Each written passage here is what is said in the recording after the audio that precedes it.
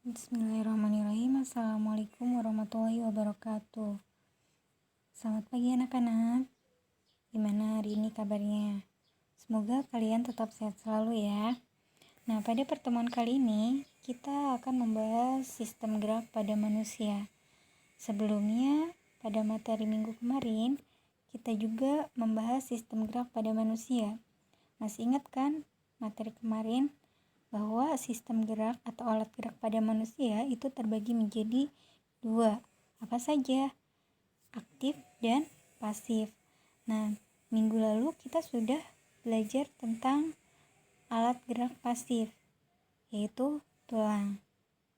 Nah, kemarin kan kita telah membahas macam-macam tulang, apa saja, bagian-bagiannya, bagaimana.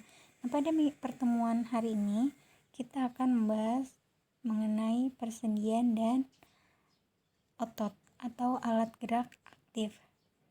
Nah, mari kita lihat. Jadi, hubungan antar tulang itu disebutnya dengan artikulasi. Nah, hubungan antar tulang yang memungkinkan adanya pergerakan itu disebut dengan persendian. Nah, bagaimana sih sendi itu terbentuk? Jadi sendi itu dibentuk dimulai dari perbesaran kartilago atau tulang rawan. Kedua ujungnya dibungkus oleh jaringan ikat. Nah, yang disebut dengan kartilago artikulasi. Kedua ujung tulang dan kartilago artikulasi dibungkus yang namanya membran sinovial. Nah, membran sinovial ini dia akan menghasilkan minyak sinovial atau minyak pelumas tulang. Jadi minyak sinovial ini dia akan memudahkan pergerakan tulang atau sendi. Nah, ini adalah struktur dari sendi manusia. Selanjutnya, kita akan membahas macam-macam sendi. Yang pertama ada sendi mati atau sinartosis. Yang kedua ada sendi kaku atau amfiartosis. Dan yang ketiga itu ada sendi gerak atau diartosis. Kita bahas terlebih dahulu yaitu sendi apa tadi? Sendi mati atau sinartosis. Nah, sudah jelas ya dari namanya bahwa sendi mati itu tidak bisa digerakkan, mati. Nah, contohnya apa? Contohnya itu adalah hubungan antara tulang tengkorak. Nah, jadi tulang ini dia sendinya mati, tidak bisa digerakkan. Kemudian yang kedua ada sendi kaku. Nah, sendi kaku atau amfiartosis ini dia sendinya itu kaku, bisa digerakkan tapi kaku. Nah, contohnya apa? Contohnya adalah sendi antar ruas tulang belakang, sendi antar tulang betis, dan tulang kering. Kemudian yang ketiga ada sendi gerak atau diartosis. Nah, sendi gerak ini berarti sendinya mampu bergerak dengan bebas.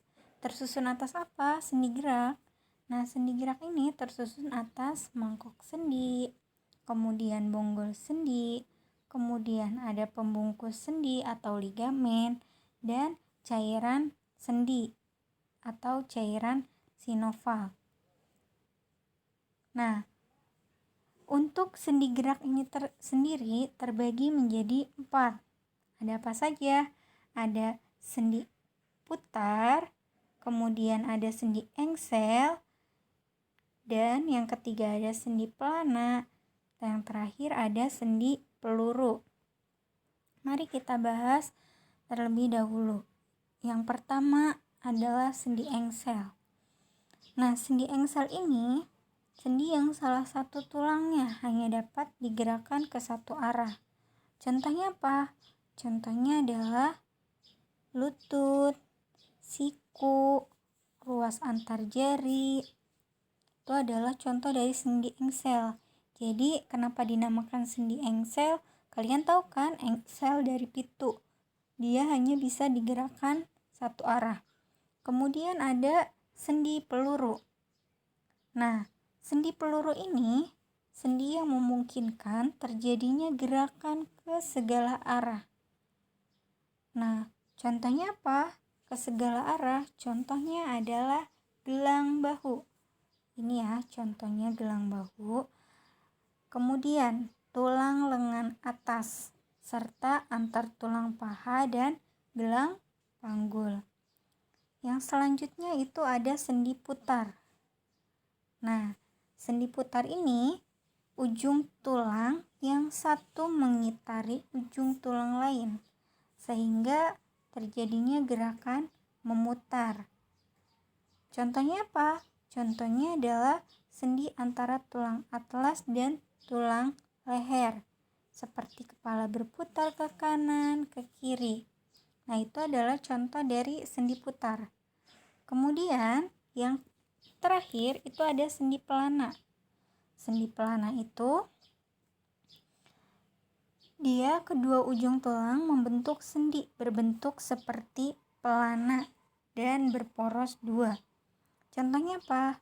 Contohnya adalah sendi tulang ibu jari, tulang telapak tangan, dan ruas-ruas jari. Jadi ini adalah contoh dari sendi pelana. Selanjutnya, kita akan masuk ke otot. Nah, otot ini merupakan alat gerak aktif. Kenapa disebut alat gerak aktif? Karena dia mampu berkontraksi. Ciri-ciri otot itu, yang pertama ada kontrabilitas. Kontrabilitas ini merupakan kemampuan memendek dari ukuran semula yang tadinya panjang, kemudian bisa memendek. Kemudian yang ciri kedua ada ekstensibilitas. Nah, ekstensibilitas ini kemampuan memanjang dari ukuran semula. Jadi kebalikan dari kontraktilitas, kemampuan memanjang. Kemudian yang ketiga ada elastisitas. Elastisitas ini kemampuan kembali ke ukuran semula, elastis. Nah, selanjutnya ada jenis-jenis otot. Nah, otot itu terbagi menjadi 3 jenis. Yang pertama ada otot polos, kemudian ada otot lurik, dan ada otot jantung. Kita akan bahas terlebih dahulu otot lurik. Nah, otot lurik ini memiliki garis gelap terang. Seperti apa? Ini adalah contoh garis gelap terangnya. Di sini terlihat kan pada gambar. Nah, apa sih garis gelap terangnya? Garis gelap terangnya itu nama lainnya adalah aktin dan miosin. Kemudian, fungsinya untuk apa? Aktin dan miosin ini fungsinya dia adalah komponen penggerak dari otot. Kemudian ciri yang lain, otot lurik itu memiliki bentuk silindris dan memiliki banyak inti. Mana intinya? Ini. Kemudian otot lurik itu terdapat pada otot rangka. Karena dia ada di rangka, kerja otot lurik itu dikendalikan oleh otak, berarti sadar kerjanya. Kemudian otot rangka ini memiliki bagian, ada tendon dan ada empal. Tendon itu dia memiliki 2 ujung liat, sedangkan empal bagian tengah yang membesar. Nah, tendon ini akan melekat pada tulang diam atau disebut dengan origo. Nah, tendon yang melekat pada tulang dapat bergerak, disebut insersio. Jika otot berkontraksi, maka empal akan memendek, membesar, mengeras, membuat tulang terangkat. Nah, jenis otot yang kedua itu ada otot polos.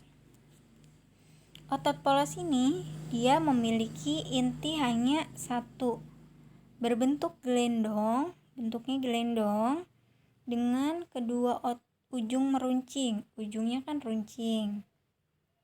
Nah, kemudian yang selanjutnya, otot polos ini dia terdapat di dalam organ-organ tubuh manusia, seperti di organ pencernaan, organ kelamin, ekskresi, pembuluh darah. Nah, karena dia terdapat di organ dalam manusia, maka kerjanya dia lambat, kemudian tidak sadar, tidak kemauan dari otak. Nah, kemudian selain itu, kerjanya juga tidak cepat lelah kalau otot polos. Nah, yang ketiga itu ada otot jantung. Nah, otot jantung ini dia dapat dilihat pada gambar yang ini.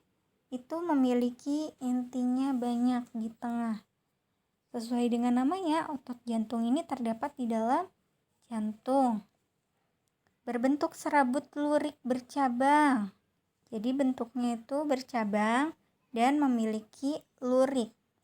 Bekerja secara otonom. Maksudnya dia bekerja tidak sadar. Nah, di sini selanjutnya kita akan bahas sifat kerja otot. Ada apa saja? Yang pertama ada antagonis. Antagonis ini artinya kerja dua otot yang berlawanan, kontraksi dan relaksasi. Nah, antagonis ini terbagi menjadi beberapa bagian. Yang pertama ada fleksi dan ekstensi.